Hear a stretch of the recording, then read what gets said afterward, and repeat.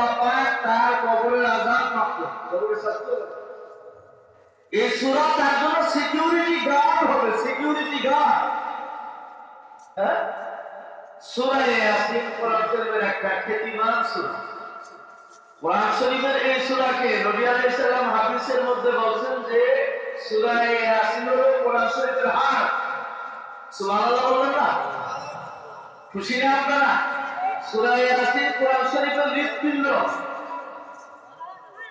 সূরা আর রহমান কোরআন শরীফের সৌন্দর্য। আর রহমান আল্লামাল কোরআন খালাকাল ইনসান। কয়েক করে পড়ে ফাবিআইয়ি আলাই রাব্বিকুমা তুকাযযিবান। এটা কোরআনের সৌন্দর্য। এই সূরা জিনাতুল কোরআন। আর সূরা ইয়াসিন কলবুল কোরআন।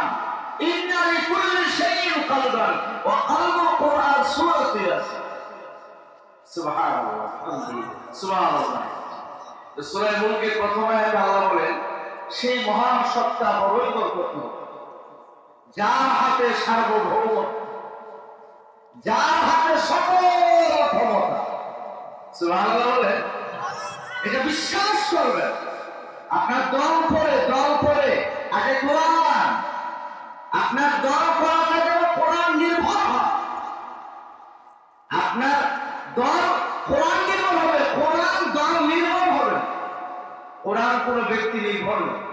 পৃথিবীর সকল পার্সন কোরআন নির্ভর, পৃথিবীর সকল দেশ কোরআন নির্ভর, পৃথিবীর সকল লিডার কোরআন নির্ভর, সকল লিডার সে যেই হোক। কারণ কোন লিডার যদি কোরআন নির্ভর না চলে, কোন লিডার যদি কোরআন নির্ভর না চলে, তো লিডারের কপাল খারাপ, ওই লিডারের কপাল খারাপ, বদনসিব। আর কোন লিডার যদি লিড দেয় কোরআন নির্ভরশীল হইয়া, তার কপাল মানে সাত কপাল, তার কপাল একটানা আপাত মস্তক কপাল। সেই মহান সত্তা বড়ই বরকতময়, যার হাতে সকল ক্ষমতার উৎস, সার্বভৌমত্ব, রাজাদিরাজ মহান সত্তা, সেই বড় বরকতময়।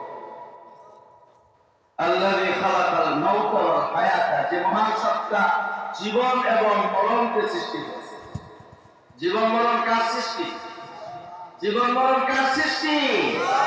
পৃথিবীর সমস্ত মানুষ যদি মিলে কাউকে মারতে চায়, মারতে পারবে না যতক্ষণ না আল্লাহ পারমিশন দেয়।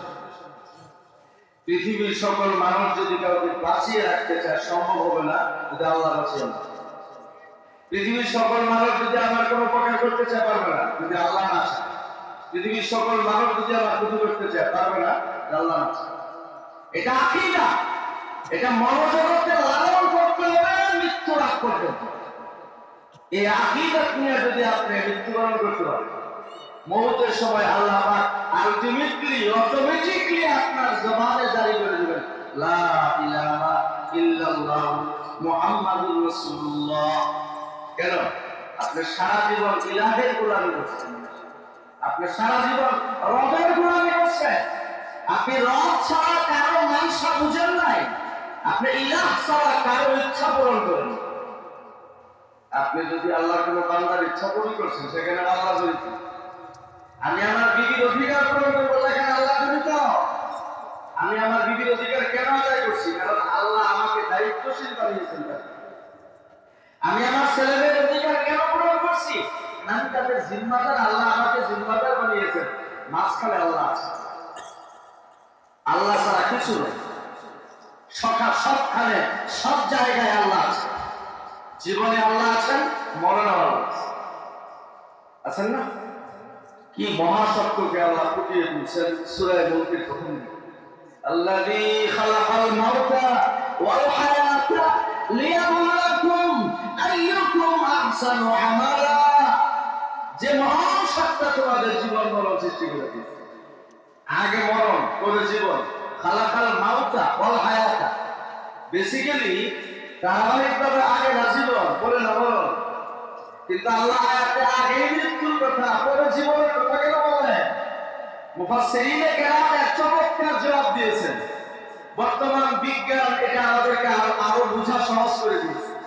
আপনি সৌদি আরব যাই ফ্লাইটে, তো আমার কোন ফ্লাইটটা আগে নিশ্চিত হয়?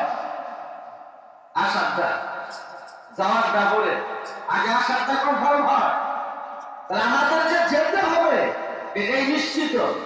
আমরা তো আসছি, এটা তো আল্লাহ পাঠাচ্ছেন আসছি, কিন্তু যাওয়ার আগে আমাদের আসার আগে যাওয়া, আসার আগে বিমানের টিকিট আপ ডাউন হয় না।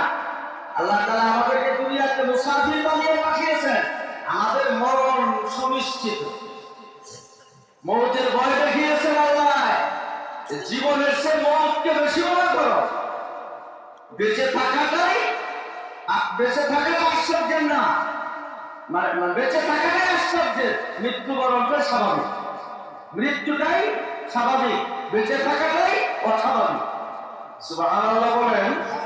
মাঝে মধ্যে একটু সুবহানাল্লাহ জিকির করলে দিলে ঈমানের নূরের ঝলক পয়দা হবে ভাই। হ্যাঁ, তাহলে কোনটা স্বাভাবিক? বাচ্চা থাকা না মরাটা? আর মৃত্যুবরণ করাটাই স্বাভাবিক, বেঁচে থাকাটাই অস্বাভাবিক। এখন বলেন আল্লাহ জীবন কেন দিলেন? লিয়াবলুয়াকুম আইয়ুকুম আহসানু আমালা। আল্লাহ বলেন আল্লাহ তোমাদেরকে পরীক্ষা করবেন যে তোমাদের কে কেমন আমল করে। তাহলে দুনিয়াটা কিসের হল? পরীক্ষার হল। ও ভাই বলেন দুনিয়াটা কিসের হল? পরীক্ষার হল। পরীক্ষার হলে ছাত্ররা লিখে, ওখানে যারা ডিউটি দেন, যারা পরীক্ষার হলে ডিউটি দেন, তারা কি ছাত্ররা ভুল লিখলে তারা ভাবেন তুমি লেখো, তোমাকে উন্মুক্ত স্বাধীনতা দেওয়া হয়েছে।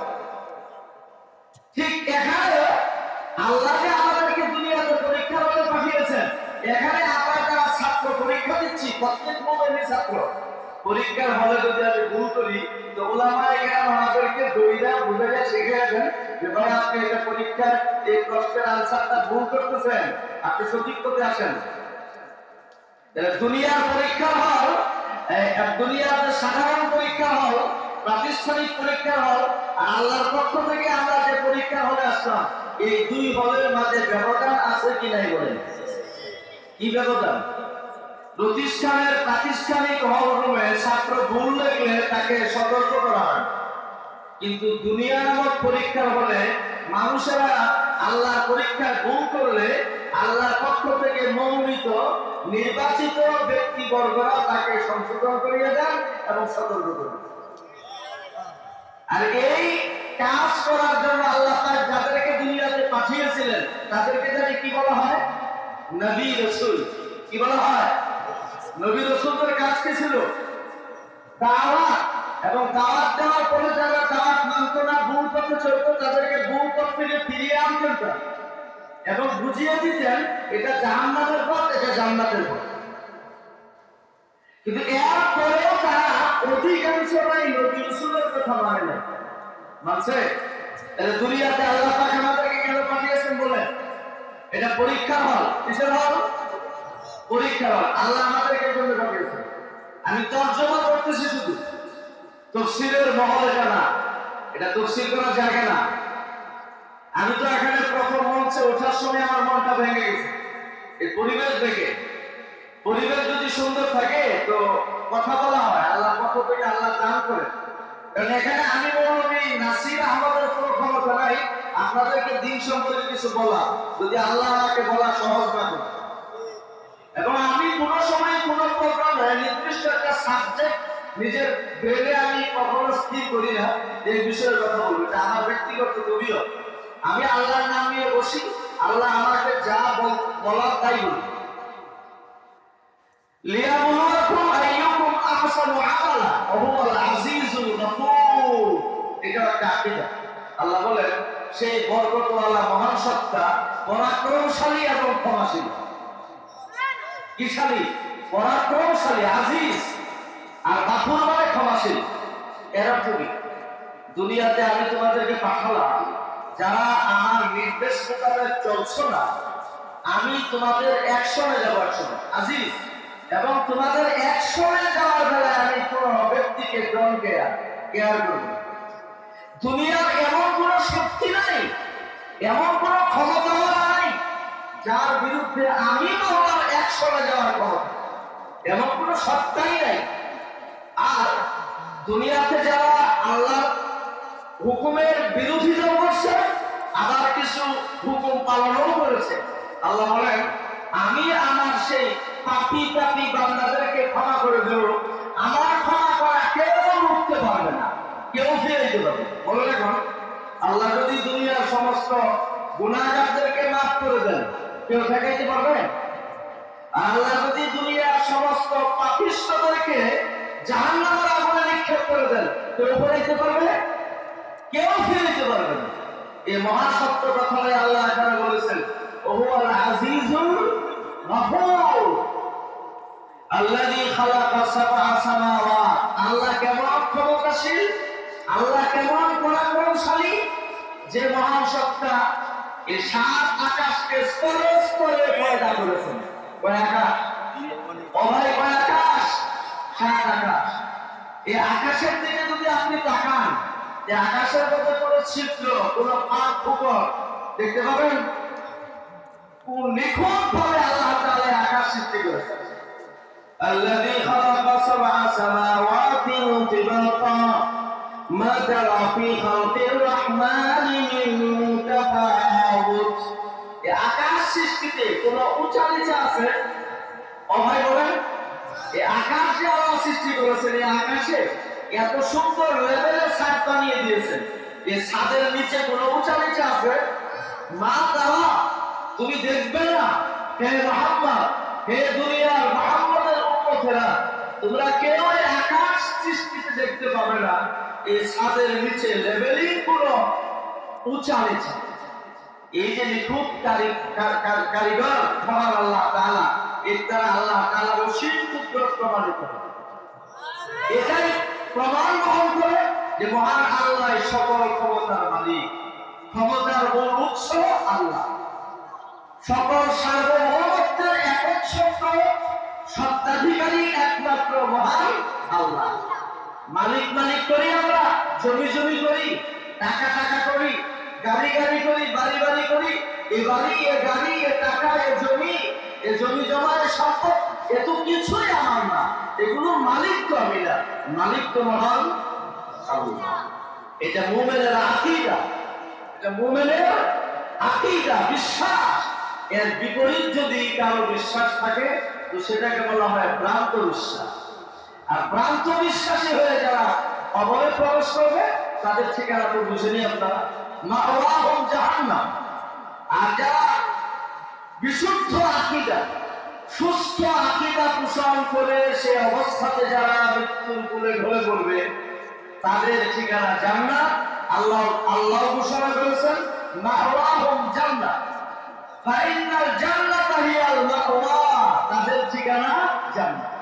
ঈমানদারদের ঠিকানা জান্নাত, আর কাফের মুশরিক নাস্তিক মুরতাদদের ঠিকানা জাহান্নাম। এজন্য আল্লাহর প্রতি আকীদা রাখতে হবে, সকল ক্ষমতার মূল উৎসকে, জনগণ ক্ষমতার উৎস এই আকীদা পোষণকারীরা কাফের। এবং এই কুফরের ফতোয়া এ ব্যাপারে ইমাম আবু হানিফার মাযহাব, আহমদ ইবনে হাম্বল সাহেবের মাযহাব, মালিক সাহেবের মাযহাব, শাফি সাহেবের মাযহাব, নবী আলাইহিস সালামের জামাত থেকে নিয়ে কিয়ামত পর্যন্ত আনেওয়ালা সকল ইসলামী স্কলার পণ্ডিতরা একমত। ইসলামের অনেক বিধান আছে মতবিরোধী, কিন্তু এই মাসআলায় এই অধ্যায়ে কোনো মতবিরোধী নেই।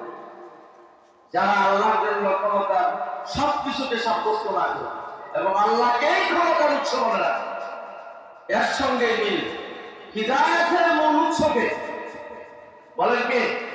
আল্লাহ। হেদায়েতের মূল উৎস আল্লাহ ছাড়া কেউ না। এখন যদি কেউ এটা বিশ্বাস করেন এবং বলেন হেদায়েত আল্লাহর হাতে নেই, হেদায়েত নবী রাসূলের হাতে, হেদায়েত মানুষের হাতে, তাহলে ইমান থাকবে? তাহলে এই আকীদা আর এই আকীদা দুটোকে ভ্রান্ত আকীদা মিলে গেল।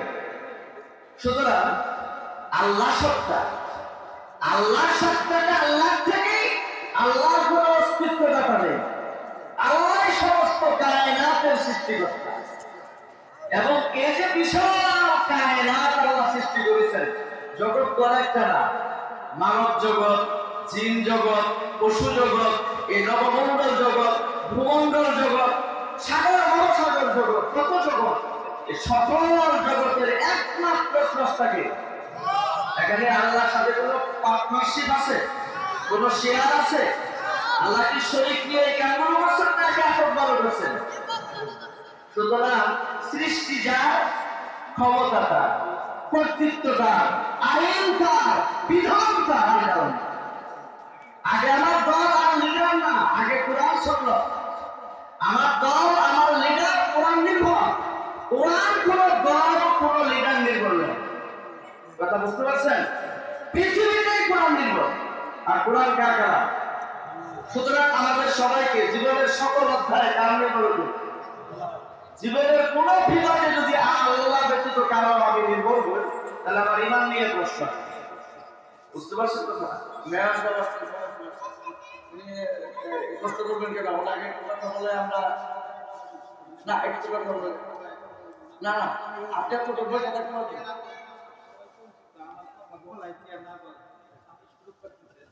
ভদ্রলোক, ভদ্রলোক, আপাতমস্তক ভদ্র মানুষ, আল্লাহ তাআলা তাকে কবুল করুন। আজকাল লিডাররা তো কথা শুনতে চায় না, বহু লিডাররা কাছে বসে, আর উনি বলতেছেন আমি কথা শুনবো, আমাদের সবাই চিনি, আর আমিও আসলে কথা বলতে পারি না। কি বলবো বলেন? বড়দের সামনে কথা বলতে পারি না। আমার এই যে আমি বয়ান করা অবস্থায় যদি হাবিব জরুরিটা বলে, সাদ হিসাবে জরুরিটা বলে, আমি একটা কথা বলতে পারি, আমার মানে সাহস হারায় না। বুঝছেন কথা? দেখ আপনারা একটু দোয়া করেন, আমি কিছু কথা বলবো। তো বলতেছিলাম যে মহান আল্লাহ তাবারাকা ওয়া তাআলা আমাদের একমাত্র স্রষ্টা, আর কোন স্রষ্টা আমাদের নাই। আচ্ছা বলেন, মালিক যে জিনিসের যে সত্তা, ওই জিনিস চাইতে হয় কার কাছে? কার কাছে? তাহলে আপনার যদি শক্তি লাগে কার কাছে যাবেন? আল্লাহ তুমি আমাকে শক্তি দাও। আল্লাহ আমি শারীরিক ভাবে দুর্বল, তুমি আমাকে শারীরিক শক্তি দাও। আল্লাহ আমি রুহানি ভাবে অন্তরের দিক থেকে মনের দিক থেকে দুর্বল, তুমি আমার মনটাকে শক্তিশালী বানাও। তাহলে শরীরের শক্তি আর মনের শক্তি কার থেকে? আল্লাহ থেকে। তাহলে আপনার যদি শক্তির দরকার পড়ে কার কাছে যাবেন? আপনার সুস্থতার দরকার কার কাছে যাবেন? হেদায়েতের দরকার কার কাছে যাবেন? শুনেন, আপনাদেরকে বুখারী শরীফ থেকে একটা ঘটনা শোনাই। হুজুরের চাচা আবু তালেব, নাম শুনছেন তো? হুজুরের দরদি চাচা ছিলেন, যদিও কাফের, কিন্তু খুব মহব্বত করতেন নবীজিকে, বিরোধিতা করতেন না। এতিম অবস্থায় তিনি লালন পালন করতেন তার ভাতিজা। এই কারণে আমাদের নবীজি মুহাম্মদুর রাসূলুল্লাহ সাল্লাল্লাহু আলাইহি ওয়াসাল্লাম জীবনের শেষ পর্যন্ত চেষ্টা চালিয়ে গিয়েছেন যে আমার চাচা যেন ঈমানদার হয়, আমার চাচা যেন হিদায়াত পায়। এই চেষ্টাটা যদি অব্যাহত ছিল, ছিল কিনা সেটা বলেন? ছিল না? মুসলিম শরীফের হাদিস, লাম্মা হাজারাত আবা তালিব মিনাল ওয়াফাত, ভালো করে শুনেন, আবু তালেবের যখন মওতের সময় উপস্থিত হইল, তার মানে মালাকুল মওত হাজির হইতেছে। কথাটা বুঝছেন? এখানে একটা নতুন কথা আপনাদেরকে শুনে দেই। ঈমানদারদের কবরে দাফন করার পরে যখন দাফনকারীরা পরিবার পরিজন চলে যায়, এই মুহূর্তে আল্লাহ কবরের মধ্যে ওই মাইয়িতের রূহ পাঠিয়ে দেন। রূহ পাঠিয়ে দেওয়ার পরে আল্লাহ দুইজন পরীক্ষক পাঠান ওই কবরে। কয়জন? আপনারা এদের নাম জানেন না? নাম জানেন কি কি? মুনকার, নাকির। এই তো মুনকার নাকির অর্থ কি? অচেনা, অপরিচিত, তাদেরকে চিনবে না। এই দুই ফেরেশতা যে আসবে ভয়াবহ আকৃতি নিয়ে, ভয়াবহ আকৃতি নিয়ে, মুখটা দেখেই ভয় পেয়ে যাবে। আর এই দুই ফেরেশতা আসবে কাফের মুশরিকদের কবরে একজন লাগে। বুখারী শরীফে ইমাম বুখারী যে জায়গায় হাদিস পেয়েছেন, সেখানে বুখারীতে ওই ডান পাশে যে টিকা আছে, হাসিয়া বলা যে টিকা, এই টিকাতে উল্লেখ আছে ঈমানদারদের কবরে যে দুই পরীক্ষক আল্লাহ পাঠাবেন, এদের নাম ভিন্ন। একজনের নাম বাশীর, আর একজনের নাম মুবাশশির। সুবহানাল্লাহ বলেন। বাশীর অর্থ সুসংবাদদাতা, মুবাশশির অর্থ সুসংবাদদাতা। এরা খুব সুন্দর চেহারা নিয়ে আসবে, আতর গোলাপ পাখানি, জান্নাতি আতর গোলাপ, খুব সুন্দর পোশাক পরিহিত অবস্থায় আসবে। এদেরকে দেখে ঈমানদার খুশিতে মানে আনন্দে উত্তোলিত হয়ে যাবে, মানে ভয় তো থাকবেই না। তাহলে বোঝা গেল ঈমানদার কবরে কোনো ভয় নাই। যত ভয় কাফের বেঈমান নাস্তিক মুরতাদদের, যত ভয় কাফের বেঈমান নাস্তিক মুরতাদদের কবরে, ঈমানদারদের কবরে কোনো ভয় নাই। কবরে কয় হাত জায়গা থেকে আসবে আমাকে? 3.5 হাত। কিন্তু ওই 3.5 আর 3.5 থাকবে না আপনার জন্য। 70 গজ বাই 70 গজ করে আল্লাহ তাআলা প্রশস্ত করবেন। এটা কি আল্লাহর ক্ষমতার বাইরে না আওতা? এখন বলেন, বিশ্বাস হয়? একটা গুরুস্থানী তো 70 হাত বাই 70 হাত, সেখানে একজন মুর্দার যদি কবরের মতো 70 হাত বাই 70 হাত করা হয়, তাহলে 48 জনের কবরের কি কন্ডিশন হবে? ওই জগতের নাম কি বলেন তো? আরে বর্জক জগৎ, কবর জগৎ। ওই জগতের হিসাব দিয়ে মাটির উপরের জগতের সঙ্গে মিলাবেন আপনি? মাটির নিচের জগতের হিসাব কিতাবই আলাদা। এক হাদিসের মধ্যে আছে যে ইমানদার মুর্দা বৃষ্টির চাহনি পাওয়ার যে পর্যন্ত যাবে, আল্লাহ পাক ওই ইমানদার মুর্দার কবরটারে এত বড় বিশাল দাবি করে। এটা আপনারা পারেন কিনা বলেন? পক্ষান্তরে যারা ইমানদার না, মুশরিক, কাফের, নাস্তিক, মুর্তা, এদের কন্ডিশন কি হবে জানেন? যখন প্রশ্নের জবাব দিতে পারবে না, মার রাব্বুকা, বলবে হা হা লা বেহায় আফসোস আমি তো জানি। যখন বলবে মা দীনুকা, তোমার ধর্ম কি ছিল দুনিয়াতে, তোমার ধর্ম কি ছিল দুনিয়াতে, তখন বলবে হা হা লা বেহায় আফসোস আমি তো জানি। যখন নবী আলাইহিস সালামের দিকে ইশারা দিয়ে বলা হবে এই মহানবকে, ওই আল্লাহ তিনি না তো জানি না, তাৎক্ষণিক আল্লাহ তাআলা জমিনকে অর্ডার দিবেন। বলেন নাউজুবিল্লাহ। ইউকালু লিল আরদি, জমিনকে বলা হবে ইলতাইমি, চাপ দাও, দুই পাশ থেকে মাটি চাপ দেবে। ফাতালতাইমু হাত্তা তাখতালিফা আসবাহু, মৃত ব্যক্তির পাজরের হাড্ডিগুলো ডান পাশে গুলো যাবে বাম পাশে, আর বাম পাশে গুলো চলে আসবে ডান পাশে। কবরের চাপা, এটাই বলা কবরের চাপা। কবরের চাপ এটা কাদের জন্য? মুশরিক, কাফের, নাস্তিক, মুরতাদদের জন্য কবরের চাপ আছে, চাপ, কঠিন চাপ। আর কি? লোহার হাতুড়ি দিয়া ফেরেশতারা এত জোরে প্রহার করবে মাথার মধ্যে, এত জোরে চিৎকার